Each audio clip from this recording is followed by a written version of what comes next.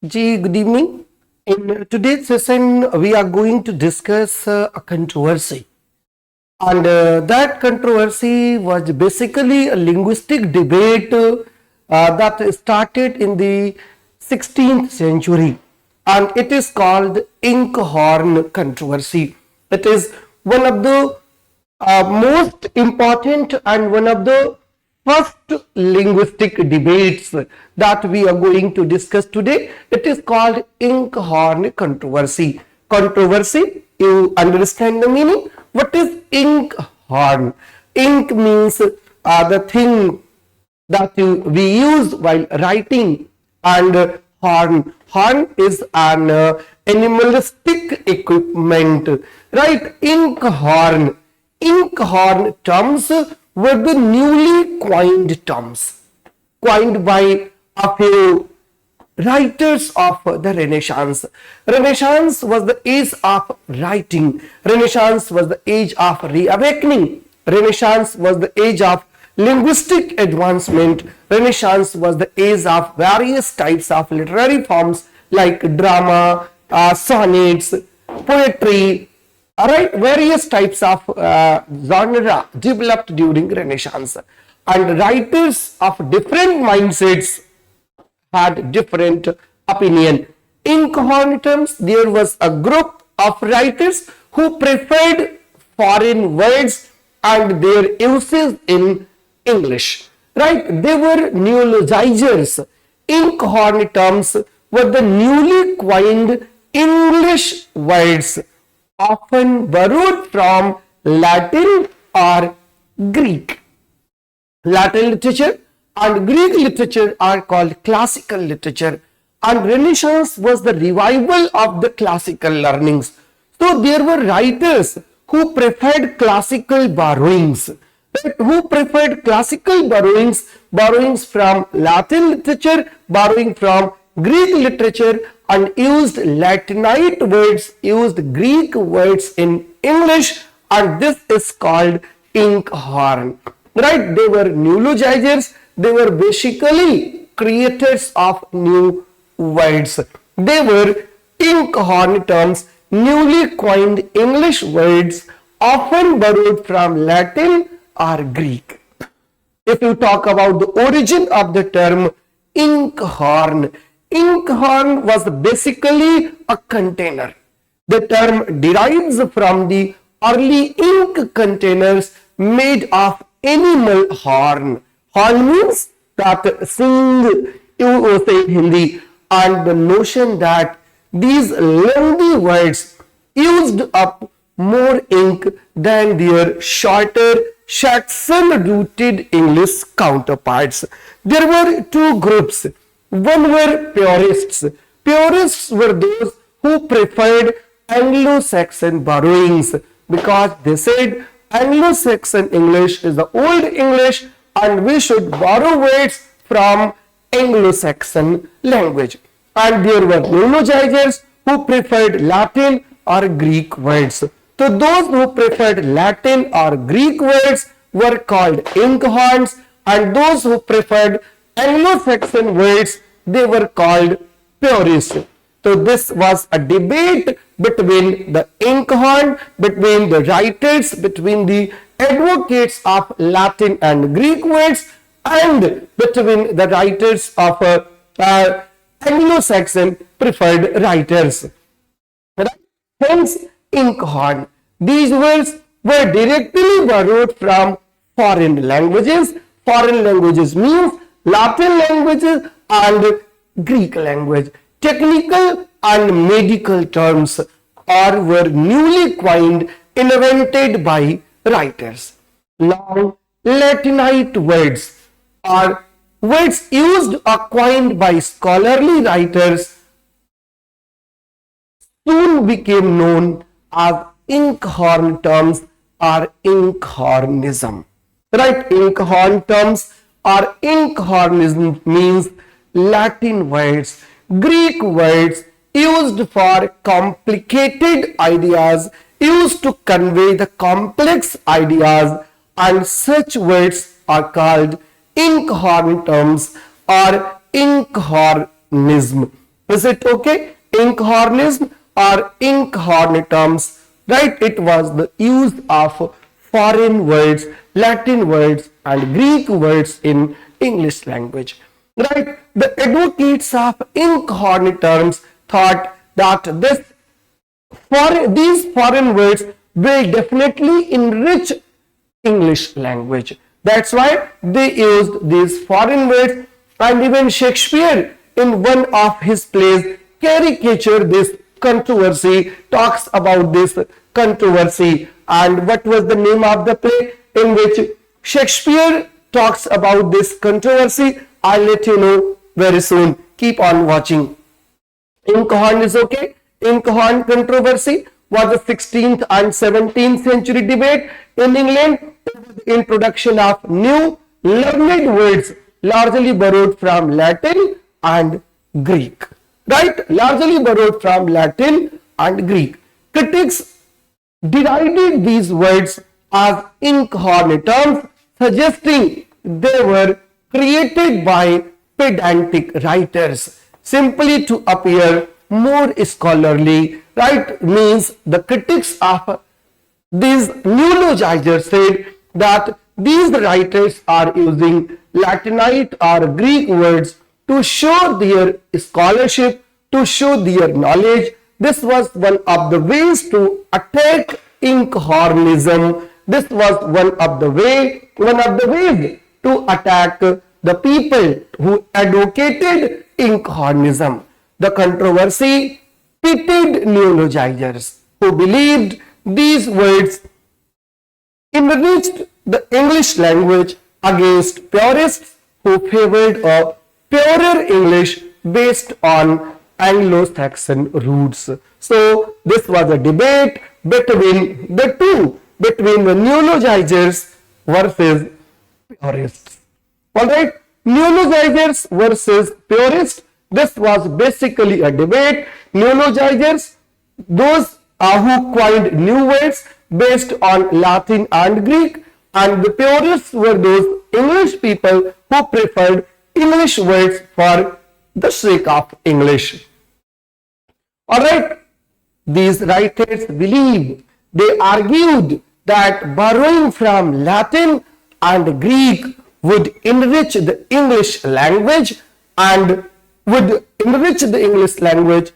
provide the necessary vocabulary to convey sophisticated, learned ideas, and for this sophisticated, learned ideas for pedantic nature, for scholarship, they were highly criticized. And the two supporters, the two basic neologizers who preferred inkhornism were Thomas Eliot and Thomas Nash. Thomas Nash was one of the university wits, and Thomas Eliot was very famous during the first half of the reign of Queen Elizabeth, you could say, the first half of Renaissance, when he wrote the book. Which book? You have to find out. The created words, capacity, celebrate, ingenious, dismiss. These words have been derived from Greek and Latin. This was the legacy. These words are the legacies, and they definitely enriched English language. And we even today use these words like English language, right? And those who were purists, they were the opponents of inkhornism. Opponents believed that introducing too many foreign words corrupted the English language and made it inaccessible to the common person. Common persons are not able to understand these foreign words. They are more prone to understand English words, Anglo-Saxon words, or medieval words. And in order to avoid using borrowed terms, what did they do? They invented their own compound nouns. They invented their own compounds from Saxon words, Anglo-Saxon words. And the advocates of these these purists were Thomas Wilson and John Cheek. In his 1553 book, the art of rhetoric, Thomas Wilson urged writers to avoid strange inkhorn terms. Right? Inkhorn terms are strange, and he advocated to avoid these strange inkhorn terms and speak as is commonly received. And another advocate, another purist was John Cheek. John Cheek was a Cambridge scholar, he was a professor, and he also advocated for a pure English, coining his own words from Germanic roots such as and say for conclusion. Right? Conclusion was an inkhorn term, and he used instead and say. This is the compound word, and end say has Germanic root, and it was coined by John Cheek for the word conclusion. So they were purists. Purists believed in Anglo-Saxon words. Purists believe in Germanic roots, right? Because Anglo-Saxons and Jutes were all from Germany. They were German tribes, and they brought with them their language during the old age, during the Anglo-Saxon period, and these writers thought them their ancestors, and so they believed that we should use the language of our ancestors, that is the pure English, hence they are called purists. Right? So there were two schools, neologizers and purists. I hope it is clear to you. And then there was another writer, right? There was another writer, this is a quotation from John Cheek's letter to Thomas Hobby. What did he write in his letter? I am the opinion that our tongue should be written clean and pure. Our tongue means our language should be written clean and pure, unmixed and unmingled with borrowing of other tongues. Sir John Cheek, the purists, advocated that English language should not be corrupted by using foreign words, by using Latin words or Greek words. We should keep it fresh, we should keep it our own, we should not intermingle, we should not mix English words with classical Latin or Greek words. This was the saying, this was a quotation from John Cheek's letter that he wrote in 1557. There was another purist, Ralph Lever, and he coined so many words on the pattern of Saxon words, on the pattern of compound noun. He wrote a book, The Art of Reason. Right? Ralph Lever did this for a number of Latin terms that were new to the English language in the early modern period in his Art of Reason, rightly termed witchcraft. Along with the invention of witchcraft in the title for reason or logic, Lever also invented for speech for the Latin prefatio, that is preface. For preface, he used the word for speech. Yase for affirmation, nese for negation, and say what for definition, among others. These were the Anglo-Saxon words, right? He used these words instead of foreign borrowings, right? Ralph Lever. And there were so many purists like Ben Jonson. Ben Jonson wrote in one of his letters, one of his articles, that we should use our own language, we should not use Latin or Greek language, though Ben Jonson himself was a classicist. What happened because of the controversy? What was the outcome of the controversy? The basic outcome of the controversy was the evolution of language. Whenever a discourse takes place, whenever a seminar is conducted, whenever a workshop is organized, some conclusions are drawn. And what was the conclusion of this Inkhorn controversy? The controversy ultimately shaped the development of modern language. While the most pretentious and unnecessary Inkhorn terms faded away, many others were successfully integrated and are now indispensable parts of our language. And you know that this Inkhorn controversy is the part of your syllabus in literature as well as in the linguistic section, because it was an evolution of language and it definitely gave so many words to English language, and we used those words even today without even knowing their borrowings, without even knowing their roots. Alright, so language evolved because of the controversy and because of so many difficult words, because of so many complex words, dictionary writing started. Right, lexicographers were more interested in Inkhornism, and by the end of the century or in the beginning of the next century, there were several dictionaries explaining these critical terms, explaining these Inkhorn terms. Like the need to clarify new and difficult terms led to the creation of the first English dictionaries, such as Robert Cowdery's A Table Alphabetically in 1604, which catalogued these new complex words.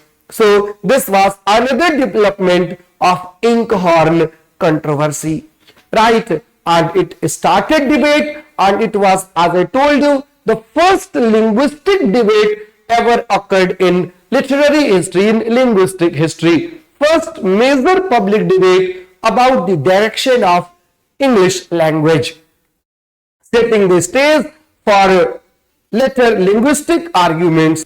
It illustrates the ongoing tension between preserving traditional language forms and adopting new words to express new ideas. This was the legacy of the debate, right? There was another group of writers who were neither purists nor Inkhornists, but they were writers who believed in antiquity, and such writers were Edmund Spenser and Ben Jonson. The appeal of antiquity and native English purity was the motivation for many archaizers. Archaizers were a subset of the purists who typically recommended archaic use in literature rather than general conversation. And if you read the poetry of Sir Edmund Spenser, his poems, especially his The Fairy Queen, you will find out so many archaic words, and because of those archaic words, his Fairy Queen is one of the most complex poems and one of the least read poems, because of archaic words, because of complexity. Right? The preface to Edmund Spenser's Shepherd's Calendar, though Edmund Spenser was not supposed to write the preface, it includes a defense of archaic and obscure words which Spenser used frequently in his works. This is these lines are from the preface to the poem Shepherd's Calendar. Spenser has labored to restore as to their rightful heritage such good and natural English words as have been long time out of use and almost clean disinherited from our mother tongue. So this was the line from the quotation of Shepherd's Calendar's preface. Who wrote the preface? I do not know, but these lines are from there. I have taken from the preface, right? And it is about the archaic words used by Edmund Spenser in his poetry.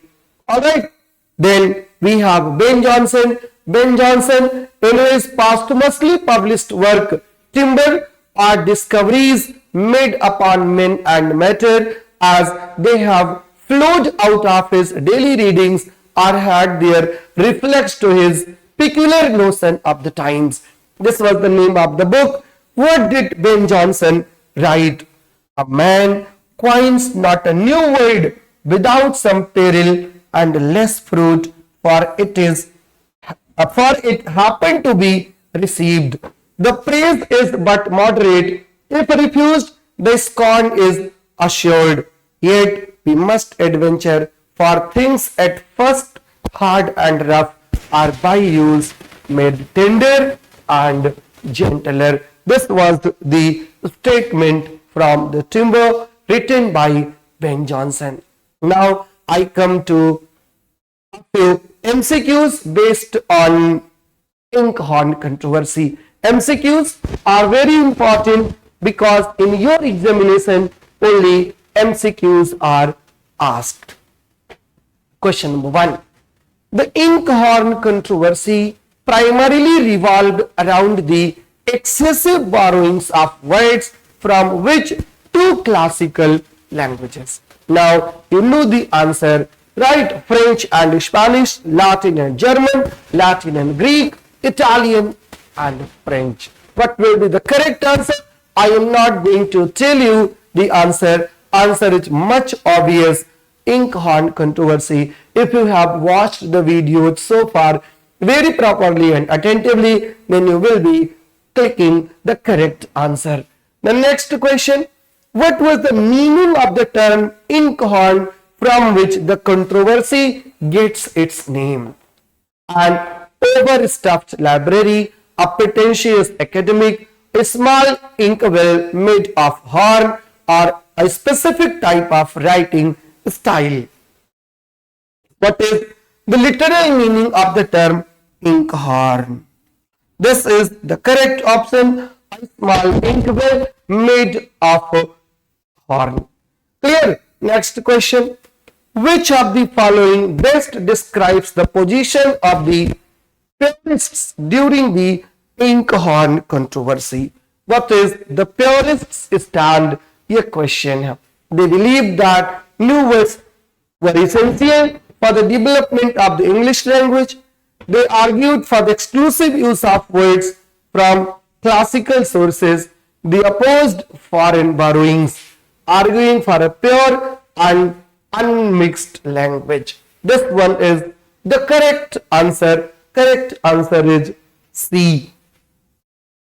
Next, a notable opponent of INKHORN terms who argued for pure native English language was Sir John Cheek. Sir Thomas Eliot was the advocate, was the supporter, and he was the opponent. Clear? Which of the following writers was a proponent of using new borrowed words to enrich the English language? New borrowed words to enrich the English language, Sir Thomas Eliot. Which of the following is an example of INKHORN term that was criticized during the controversy but ultimately survived and became a common part of modern language? That is commit. Commit is an INKHORN term and it was criticized during the controversy, but later it became a common word of modern English. How did William Shakespeare famously engage with the INKHORN controversy in his works? I had asked you in the beginning of the lecture that I'll let you know the name of the play in which Mr. William Shakespeare engaged with the INKHORN controversy. The name of the play was Love's Labour's Lost, and in the play there is a character Armado. Armado, he mocked pretentious, overly elaborate language through characters like Armado in Love's Labour's Lost. And the biggest word that Shakespeare has used ever appears in this play, Love's Labour's Lost. The INKHORN controversy was significant because it marked the first time that the English language adopted words from Latin and Greek. Writers actively debated and reflected on the proper use of the English language. English was replaced by Latin as the language of science and learning. A dictionary of English words was published. Let me know the answer. Read the question again and again and then answer. The INKHORN controversy was significant because it marked the first time that a dictionary of English words was published.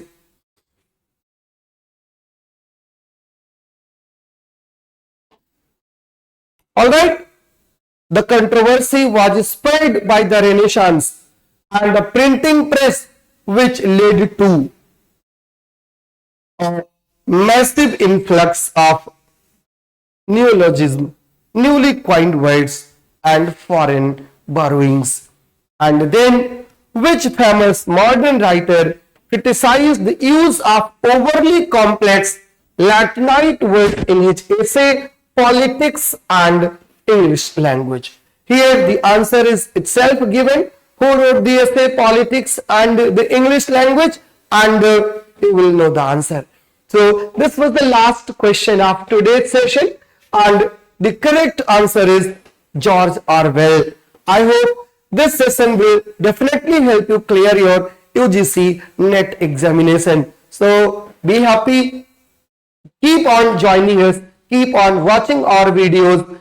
You will definitely get through 2025 NET examination. This is Dr. J K Tiwari and the channel is the English Lyceum. Meet you tomorrow with a new topic and with a few new questions. Good luck. Take care. Bye-bye. Meet you very soon. But after watching the video, please do not forget to share it and do not forget to give your feedback in the comment box. I'll be waiting for you. And your response will definitely help me make other videos. Take care. Bye-bye. Good luck.